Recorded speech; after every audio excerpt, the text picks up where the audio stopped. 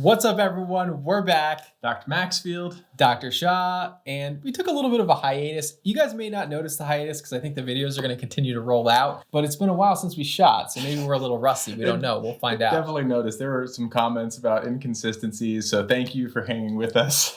Really? Okay, so we're gonna try to post once a week at least, but it's sometimes we get backed up with things. I know, but life happens. But today we have a really exciting video. Today we're gonna be talking about overpriced skincare. Yeah, so this one kind of bugs me because I feel like when I was getting into skincare, I actually thought it was going to be cost prohibitive. I thought it was going to be way too expensive to invest in skincare and invest in healthier skin. And the more I learned about the skin, the more I realized that it was an absolute scam. You can find great products at a very bargain price, so you don't really need to spend a lot of money on skincare. There are some products that do have their benefits at higher prices, and we'll talk about that in a different video. But today we're just going to talk about products that we think are completely overpriced and that you don't need to spend a lot of money on. So we're going to help you just take that cash, allocate it, save it for something else that's worth it, simplify your skincare routine, and don't spend it here. Maybe you can invest in Bitcoin. Definitely, this is not financial information. This is not financial advice.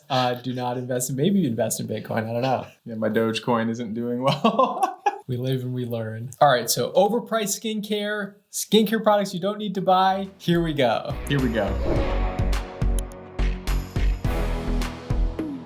Yeah, so I don't think we're gonna make a lot of friends with this video, but we may make some enemies, some new enemies, but hopefully we'll save you guys some money. So first up, skin fridges. Skin fridges. This is one of the first comments that I actually read on our YouTube channel ever. It was, what do you think about skin fridges? And now about a year later, we're going to answer that question. A little delayed response here, but so this is a trend that we see all the time. People storing their beauty products in fridges. It may be nice. It may be something nice. You want to have a little fridge in your bathroom to store your skincare products. Do you need it? Do you need it? No. Yeah, no. Absolutely not. So you definitely don't need a special fridge for your skincare products. There are products that may benefit from storing them in the fridge, but you could just store them in your regular fridge. It doesn't need to be a special skincare fridge by any means.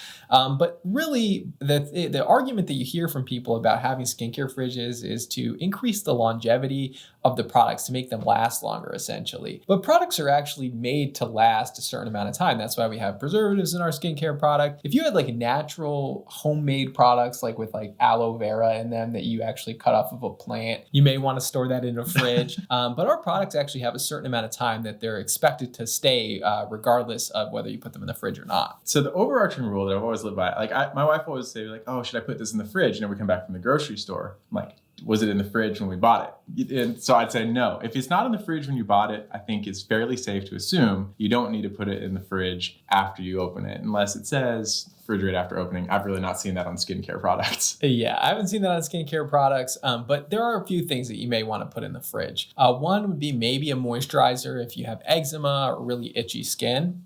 If people have like a burning sensation or an itching sensation, cooling the skin may actually have a benefit to offset that itchiness. And so you may want to store your moisturizer in the fridge if you have something like eczema or atopic dermatitis. Yeah, it's actually similar to how menthol works and can be soothing, not for inflammation, but for itch. It actually acts on the same nerve receptors that itch mediates through, so does temperature. And so they all act on the same nerve, and they all decrease the sensation of itch just by highlighting and inhibiting that one spot. So that's one thing you may want to do. The other thing is like in the morning, I suppose, if you had like an eye cream, you could put that in a fridge because it could help to depuff theoretically, because cold causes vasoconstriction, and that vasoconstriction may help to depuff the skin temporarily. Do you need to put your eye creams or your moisturizers in the fridge for most people? The answer is no. Okay, so I do hear things about specific ingredients you'd put on the fridge. No, the ones you could think about most. Okay, the most unstable ingredient that probably comes to mind is vitamin C. And so let's use this as our poster child. Vitamin C, a lot of the studies on stability have come from produce, just because, that's actually really important to people selling produce, is how long is this orange or vitamin C going to stay stable if I'm selling it to you and shipping it from,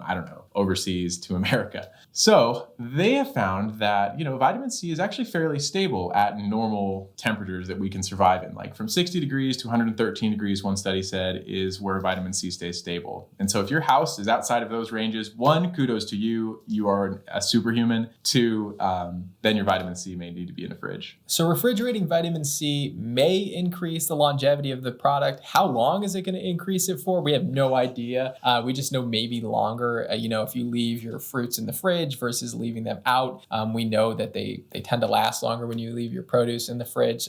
They tend to not ripen as quickly. So we can assume to some degree that it will increase the half-life of your vitamin C serum. But mostly what causes degradation of vitamin C is actually oxidation, or actually just exposure to the air. So having it in a sealed container is actually going to be much more important than having it in a fridge. Yeah, totally agree. And then the counter side would be like niacinamide. This is an ultra stable ingredient. Actually, a lot of the studies with niacinamide and vitamin C together not only looked at how they interacted by pH, but also temperature. And again, the studies show that at normal human levels, both were pretty stable. So it may help, but not necessary. Now, I will say this. What do I do in practice? Do you have a skin fridge? I don't have a skin fridge. However, they did try to send me a skin fridge. I said no. But I do keep my vitamin C L-ascorbic acid form in the fridge. I just do, because that's what I was always told. But ultimately, you probably don't need to. L-ascorbic acid is the form of vitamin C that you would want to refrigerate. There are a lot of other forms of vitamin C, THD ascorbate, magnesium ascorbate. You don't need to refrigerate those forms for sure. Those are very stable forms of vitamin C. However, you may want to refrigerate your L-ascorbic acid, but you don't have to.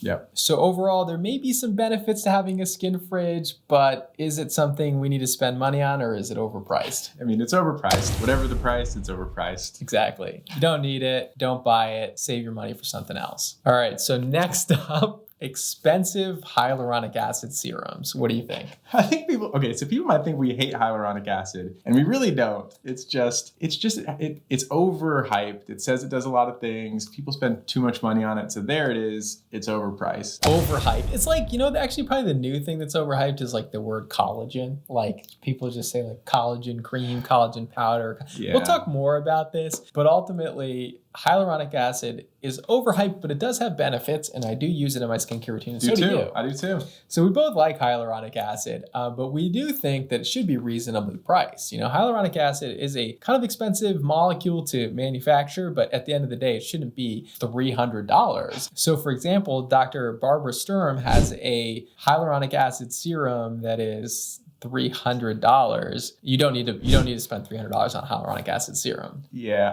I'm like cringing. It's so hard to critique these people because a lot of thought probably went into this. But at the same time, yeah, I just don't think that amount of money is necessary for an ingredient that moisturizes-ish. And it can plump. It like temporarily plumps. I give it that. Temporary plumps, moisturizes-ish, needs help even in that. Right. And we know that when we look at hyaluronic acid, the most important question you can ask anybody that's making a hyaluronic acid serum is, what is the molecular weight of the hyaluronic acid that we're dealing with? We know that high molecular weight hyaluronic acid doesn't penetrate into the skin, but the super, super, super tiny, very, we don't even use this in skincare, can potentially get through the epidermis layer of the skin. But most hyaluronic acid that we use in skincare doesn't get beneath the epidermis, right? So it's not even penetrating into your skin to have a noticeable effect in your dermis. It's really just sitting on top of your skin to temporarily plump and hydrate the skin. So it's not something you need to spend a lot of money on. Now, is the serum from Dr. Barbara Sturm a good serum? It's not bad, actually. Ingredient list looks great. I haven't tried it personally, but it does have a blend of hyaluronic acid, both low weight and high weight, which is what you want to look for. But for $300, you can find something more in the $30 range for about 10% of the price. Yeah, that's so true. Yeah, if I'm going to spend $300, like hundreds of dollars on something, I'm actually in like the procedure ballpark. I'm looking for something that's as effective as a professional medical physician grade procedure. I agree. You're going to see much more benefit with a procedure than you would see with this serum over here. Some alternatives to something like this would be the L'Oreal Revitalift 1.5% pure hyaluronic acid serum. That's a great option. It's also a blend of hyaluronic acid, so it both has high weight and low weight hyaluronic acid. One penetrates into this epidermis layer, and the other one sits on top of the skin to both hydrate and have anti-inflammatory properties. So it's the perfect blend. It's also fragrance-free. A great formula would be an equivalent and 1/10 of the price. The next one that's going to be really good for you is the Inculist Hyaluronic Acid. It has the Matrix 3000. That's pretty much like the Nimbus 3000s of hyaluronic acid. So basically, this also has a blend of both low and high weight. You're going to hear this as a theme. Looking at the weight of the molecular acid is really important. So here's my general rule with hyaluronic acid.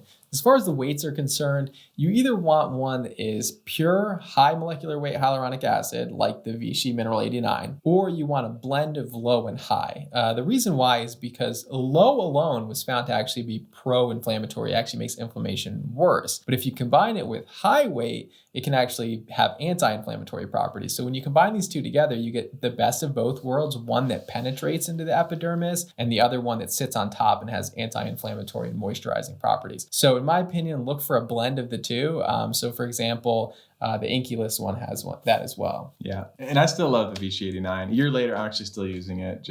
It's nice. It's lasted a while for me. I don't know. I'm it has just finishing one bottle now. I might be too, actually. And I use it pretty consistently. Out of all the hyaluronic acids, I actually use that the most. Great product, pure high weight, does a good job, has a limited ingredient list, does what you need it to do.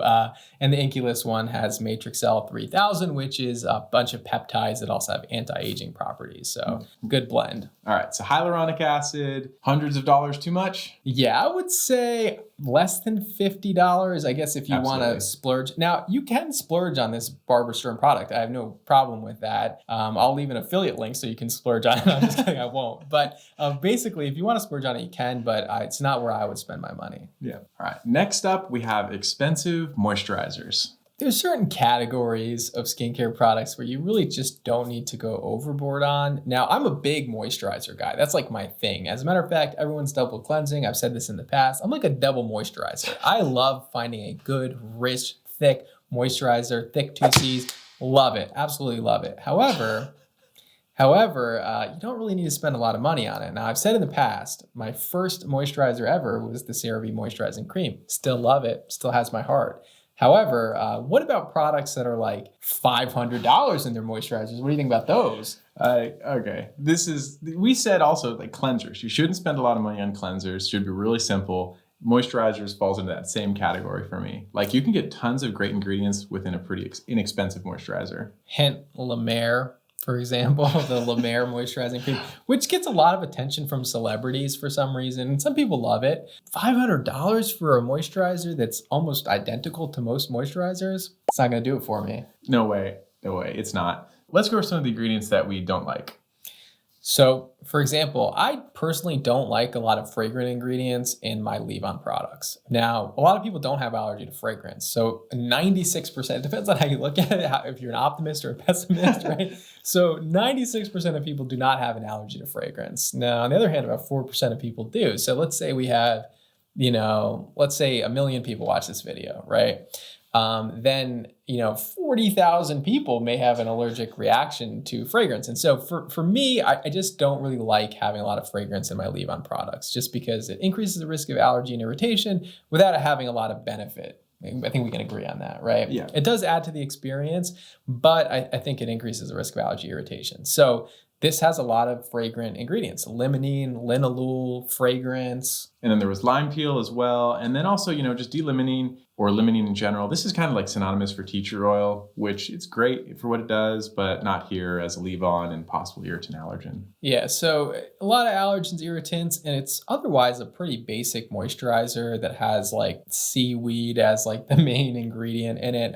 So I think you can find a lot of dupes for it that are going to just do equally as well at moisturizing your skin and having all the benefits that you're looking for. So, simple ones that I like. Actually, I've really liked is the La Roche-Posay. They have a couple. The Tuluene Ultra is great. And then the Lipicar. I've actually got this Lipicar balm. It is stone cold empty.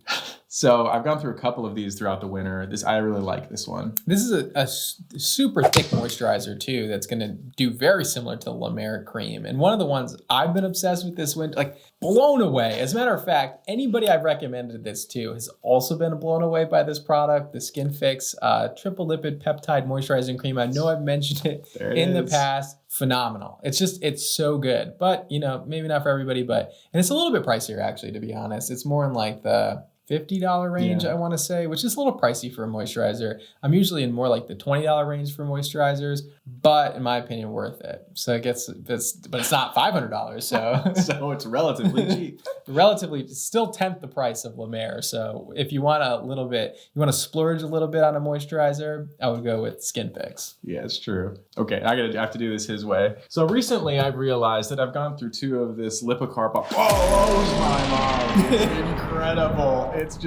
It changed my life. Lipicar balm, A+.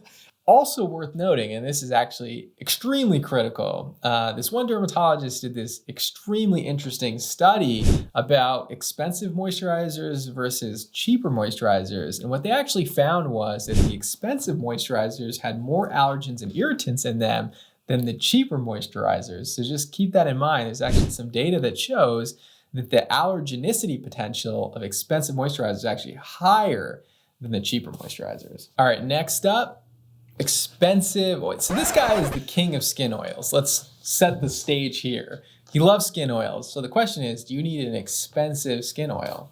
So, I grew up with essential oils. I've grown into fixed oils, not the same. And you should not be spending hundreds of dollars or any extraordinary amount on an oil for your skin. So, oils, where do they even go in your skincare routine if you're going to use an oil by itself? They would just go in as your last step. As the last step, it basically locks in the rest of your routine. May have some benefits. Some of the oils do have benefits. Which oils do we like? So, okay, there are actually a lot that I like. Let's just pick 3. So we'll go with jojoba oil. I know when you're going to pick, so I'm not going to say that one. So I'll say I actually kind of like rosehip oil in theory. Believe it or not, I like it. And then you can go with grapeseed oil. I'm actually high on grapeseed oil right now. I like those oils as well. Squalane. I like argan. There it is. What else? What about safflower oil? Yeah, that's a great one. Hard to find. It's probably underutilized in the industry. Actually, I haven't found a product that's just like safflower oil. Boom. And then what oils do we not like? Okay, well, there's one I hate. Y'all know this. It's olive oil. Olive oil is just terrible. Doesn't belong on the skin. Doesn't belong on the skin, but great for the heart. Great for the heart. You eat it. It's great. Not great for the skin. All right, so we agree that there's a couple oils that we do like, and there's a couple oils that we don't like. But do you need to spend over $100? For example, True Botanicals has a product called the Pure Radiance Oil. Now it's got some good oils in it. Let's take a look at the list. Yeah, and it's a long list, so forgive us for reading it. So a couple oils that we already mentioned that we like: jojoba, safflower, pumpkin seed is actually good for hair growth, argan oil, grapeseed oil, sunflower oil, a bunch of good oils that we like, squalane, but then some of the ones that are a little bit more irritating, things like lavender oil, things like rosemary, limonene, linalool. Actually, black seed oil is actually another great one that actually has a lot of benefits. And it has olive oil, which actually disrupts the skin barrier, as we know from patients that we've studied with eczema. So overall, for over $100, not a bad product, not something that I would recommend to people. Yeah, I think that's the kind of kicker here. Not a bad product. I like the combination. There's a lot of plus side kind of in it, but is it worth the money? This is just the overpriced game, and it's overpriced in my opinion. Right. I think you just pick one skin oil if you want to use a skin oil. So instead of spending like $100, you could just get some from The Ordinary. Yeah, and The Ordinary, this is why I like them. You can be deliberate, pick one oil for a pretty inexpensive price. They're cold pressed, which is important, so you can go there and kind of shop around. Right. So I've seen, marula oils that cost like $80 when you can find marula oil from The Ordinary for like less than $10. I've seen other oils that can end up being very expensive. Squalane you can just get from Biossance, which is a little bit pricier, but it's a nice product and it's derived from sugarcane. You have to be aware that if you're not paying attention to where your squalane is coming from, it could be coming from sharks. But there's a lot of ones that are actually like plant derived. So look at that if you care about that. I don't want all the sharks to die because of my skincare products. And so I prefer plant derived squalane. Yeah, I don't want them to eat me, but I don't want them to die by any means. He surfs, so he has like a love-hate relationship with the sharks. Yeah, it's true. I guess like burgers, I love them, but one day they're gonna get me. Overall, expensive skin oils, no. No. It's going to be a no for me. Save your money on that. And then in our next video, we'll talk about skincare products that are actually worth the splurge. Yep, that will be coming soon. And I'm going to be wearing my top hat for that and my monocle. Yeah, and I'm going to look nice. All right. Thank you guys so much for tuning in. Please like, comment, and subscribe. We really appreciate coming on this journey with us. Yeah, as always, appreciate y'all so much. Thank you for the comments. You guys are like the most supportive group of people. It's amazing. Ever. We love you guys. Please keep leaving comments. We do our best to respond when we get a chance. Sometimes we'll respond like weeks later. So hopefully we'll be able to do more videos, more Q&As coming soon. So stay tuned. Thank you guys.